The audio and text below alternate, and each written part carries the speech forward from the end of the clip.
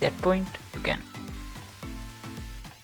cut this clip by this tool, blade tool, or you can cut this clip on that point by hitting command plus B, or in Windows control plus B.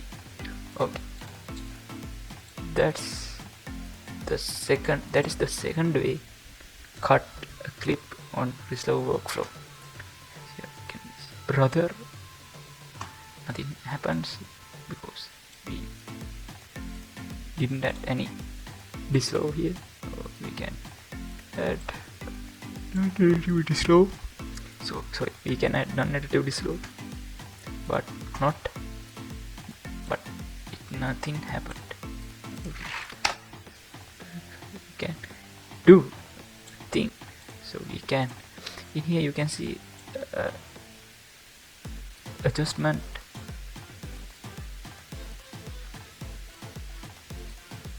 In here you can see adjustment bars or something like adjustment markers. See there are some markers. Okay, we can drag those markers 10, minus 10 and plus 10. Okay, let's see what had happened. Brother is here. There's a fade. You can fade out this video from dragging this marker button or marker cursor from here to here. Sorry, in here you can drag this marker there to there. Okay, so okay, right, like that.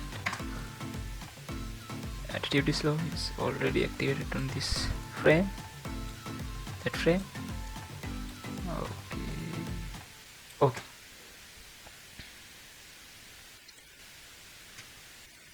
it's fading out.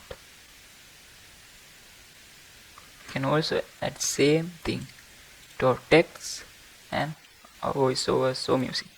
So let's add same fade duration to our text clip, and here let's add same fade in duration. Here there is a fade out duration. Okay, let's see what it is. Brother, fade out, additive dislow, pretty nice. Okay, we can save our project by hitting command plus S, or in Windows you can select control plus S.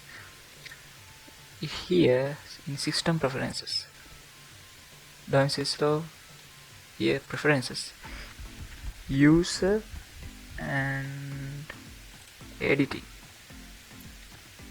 No, sorry, not in editing, project save and load. You can select those save settings.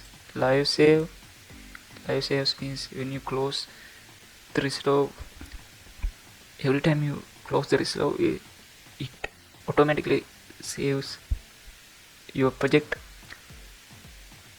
to your hard drive. Okay, so project backups, you can perform backups every 10 minutes. If you